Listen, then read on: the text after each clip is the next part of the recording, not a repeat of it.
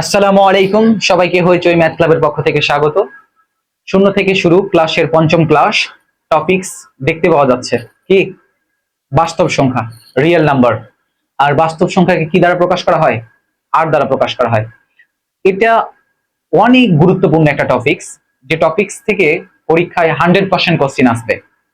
হ্যাঁ, আর এই বাস্তব সংখ্যাকে বুঝতে গেলে আমাদেরকে এখানে যতগুলো দেওয়া আছে বিষয়, যে স্বাভাবিক সংখ্যা, পূর্ণ সংখ্যা, ভগ্নাংশ, মূলদ, অমূলদ, দশমিক ভগ্নাংশ, ধনাত্মক সংখ্যা, ঋণাত্মক সংখ্যা আর অঋণাত্মক সংখ্যা, প্রত্যেকটাই বিষয় আমরা বড় করে বোঝার চেষ্টা করব।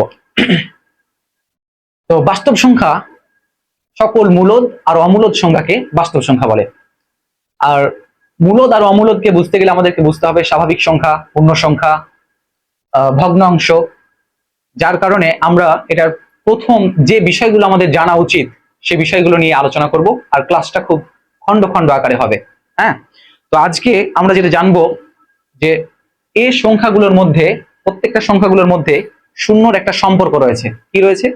শূন্যর একটা সম্পর্ক রয়েছে। তো প্রথম ক্লাসে আমরা শূন্য নিয়ে খুব সংক্ষিপ্ত কথা বলেছিলাম, আর যেহেতু প্রত্যেকটাই হচ্ছে সংখ্যা নিয়ে আলোচনা, সেজন্য এই ক্লাসে শূন্যের একটু বিস্তারিত আলোচনা করব। তো শূন্যের বিস্তারিত আলোচনা কি? না তো হচ্ছে শূন্য কি, না তো শূন্য। এই শূন্য সম্পর্কে প্রথম ধারণা দিয়েছিল, ধারণা কি দিয়েছিল? ধারণা কে দিয়েছিল? আর্যভট্ট। কে?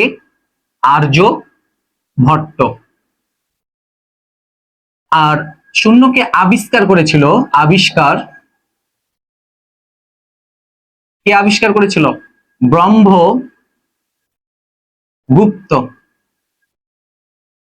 কে? ব্রহ্মগুপ্ত। এই দুইজনেই কোন দেশের নাগরিক? দুইজনেই হচ্ছে ভারতীয়। কি? ভারতীয়। দুজনেই হচ্ছে কি? ভারতীয়। এটা কিন্তু গুরুত্বপূর্ণ একটা এমসিকিউ। তাহলে পারে আমরা দেখলাম যে শূন্য সম্পর্কে প্রথম ধারণা দিয়েছিল আর্যভট্ট, আর আবিষ্কারক হচ্ছে ব্রহ্মগুপ্ত। এবার আমরা দেখব যে শূন্য, এই শূন্য, এই শূন্য কি সংখ্যা? কি দেখব? শূন্য কি সংখ্যা? প্রশ্নবোধক চিহ্ন। তাহলে যদি হ্যাঁ হয়, কি হয়? হ্যাঁ হয় যে শূন্য সংখ্যা, তাহলে উত্তর কি হবে? যে শূন্য হচ্ছে একটা পূর্ণ সংখ্যা। কি সংখ্যা? পূর্ণ পূর্ণ সংখ্যা। তাহলে শূন্য হচ্ছে একটা কি? পূর্ণ সংখ্যা। আবার কি হতে পারে? শূন্য হচ্ছে মূলদ সংখ্যা। কি সংখ্যা? মূলদ সংখ্যা। আবার কি হতে পারে? তো বাস্তব সংখ্যা। কি সংখ্যা? বাস্তব সংখ্যা। আরেকটা হয় শূন্য হচ্ছে নিরপেক্ষ সংখ্যা। কি সংখ্যা? নিরপেক্ষ সংখ্যা। আবার যদি কেউ বলে যে শূন্য সংখ্যা না, কি? শূন্য সংখ্যা না, তাহলে কি হবে? তাহলে পরে হবে যে হচ্ছে স্বাভাবিক সংখ্যা। কি সংখ্যা? স্বাভাবিক সংখ্যা। আর কি হতে পারে? শূন্য যদি না উত্তর হয় তাহলে হবে ধনাত্মক সংখ্যা। কি? ধনাত্মক সংখ্যা। আর কি হতে পারে? ঋণাত্মক সংখ্যা। কি সংখ্যা? ঋণাত্মক সংখ্যা। তাহলে পারে শূন্য কি সংখ্যা? যদি আমরা বলি যে শূন্য হচ্ছে সংখ্যা, তাহলে পারে কি উত্তর হবে? যে শূন্য হচ্ছে পূর্ণ সংখ্যা, পূর্ণ সংখ্যা, মূলদ সংখ্যা, বাস্তব সংখ্যা আর নিরপেক্ষ সংখ্যা। আর যদি কেউ বলে যে শূন্য সংখ্যা না, তাহলে তাকে কি উত্তর দিতে হবে? তাকে উত্তর দিতে হবে যে স্বাভাবিক সংখ্যা, ধনাত্মক সংখ্যা আর হচ্ছে ঋণাত্মক সংখ্যা। তাহলে আশা করি শূন্য সংখ্যা নিয়ে আমাদের মধ্যে আর কোনো প্রশ্ন থাকবে না। এবার আমরা দেখব শূন্য নিয়ে, যে শূন্যের সাথে যদি আমরা কোনো কিছু যোগ করি, কি করি? যোগ করি। শূন্যের সাথে কোনো একটা কিছু যোগ করলাম, তাহলে ফলাফল কি পাবো? ফলাফল হচ্ছে ওই সংখ্যাটাই পাবো। কি পাবো? ওই সংখ্যাটাই পাবো।